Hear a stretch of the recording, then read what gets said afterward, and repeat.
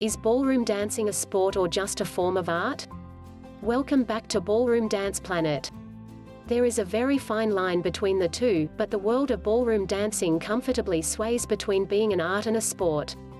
Amongst the long list of sports known to man, it might be surprising for a lot of individuals to come across dancing in this list. Just syncing your body movements with music to make it look aesthetically pleasing, that's what dancing is after all. As you continue to read, you will figure out how ballroom dancing takes it a step further and if it really can be considered a sport. What is the meaning of ballroom? The word ball, in the term ballroom, is derived from the Latin word ballare, which means to dance. There are 12 types of ballroom dancing such as tango, waltz, cha-cha, and foxtrot. Ballroom dancing basically refers to a partner dance in which two people coordinate their movements with each other and with the rhythm. Many people still widely watch it on stage, television, and film to appreciate it. Is ballroom dancing a sport? You might find it strange to consider ballroom dancing a sport, but guess what? It really has all the attributes needed to regard it as one. The following points will help us to prove to you how our proclamation of ballroom dancing as a sport is indeed valid. 1. Staying fit. Training hard, eating healthy, and building stamina, that's what athletes do, right? Dancers might not necessarily have the build of a boxing champion, but staying fit is one of the key goals of every dancer. Their eating habits are altered to help them have a lean body which at the same time can endure long hours of practice. Dancers have to be very good at maintaining their weight charts since that helps them to know their momentum and balance better. It is also imperative for every ballroom dancer to have outstanding stamina just like any other sports players. They have to go through long hours of practice and even longer hours of dancing shows.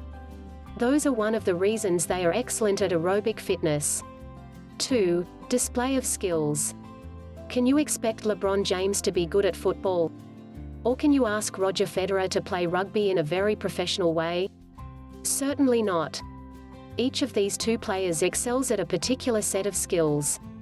Similarly, that is the case with the talent of ballroom dancing. There is so much history associated with ballroom dancing that the skills have undergone alterations widely over time. So to learn dancing, you have first to learn the basic skills that are needed to become an expert. 3. Joining competitions. If you ever run into a ballroom dancing competition, it will most probably be known as dance sport. This term widely replaces competitive ballroom dancing. Ballroom dancing is highly competitive since it can be a measure of how brilliant you are at acquiring a specific set of skills. There are proper classes where you can train for up to 15 hours a week. There are also teams and rankings. World Dance Council (WDC) holds world championships that cater to ballroom dancers. Some dancers come from 20 countries regularly to these competitions to grace the audience with their supreme talent, bursting with art. 4. Injuries. Ballroom dancers make use of muscles that you might not even know exist: glutes, calf muscles, rear deltoids, rhomboids, etc. As these muscles are used, precise movement is necessary to bring out the required step. Failure in moving the desired muscle part in a certain way does not only result in an awful move but sometimes in an injury, too. Yes, you read it right. Even ballroom dancers are prone to injury. It is very common to rupture your Achilles tendon.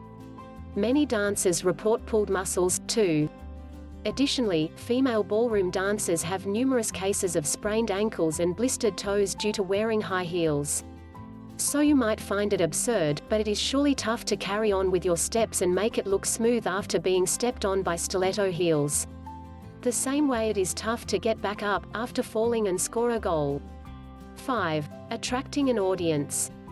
Having the stands full of people is definitely the highlight of any sporting event. The same goes for ballroom dancing. As pleasing as it is to dance, it is even more pleasing to look at dancers skillfully move their bodies to the sweet sound of music. Going to ballroom dance shows is super therapeutic for many people. Most times, a lot of sketches and theater shows have a scene which is solely for dance. Many restaurants also have a pair of dancers who exhibit a display of tango while you enjoy your food. Dance shows are also popular on television. 6. Rules. If you think ballroom dancing is just about practicing a few dance moves here and there, walking up and repeating it, then you might be wrong. There are a particular set of rules on the basis of which ballroom competitions are judged by scorekeepers. The rules include maintaining body posture, poise, expression, and even timing. While marking dancers, many judges also take a look at your foot and leg actions. Summary. Currently, ballroom dancing is not on the list of sports at the Olympics. However, dancers have put in many efforts to turn this around. One of which includes Dancesport, a competition where ballroom dancers come together to contest and celebrate this sport. That being said, the answer to the question, is ballroom dancing a sport, is a little complex. By crossing art and sport, you will end up with the incredibly phenomenal idea of ballroom dancing. To become an expert at it, you have to do everything that you would possibly have to do for excelling at any other sport. Hence, it might not be wrong after all to consider ballroom dancing a sport. Since at the end of the day, it fulfills all the compulsory requirements needed to grant it the validation of being a sport. Thank you for watching. If you enjoyed this video, please subscribe for more. Until next time. ballroomdanceplanet.com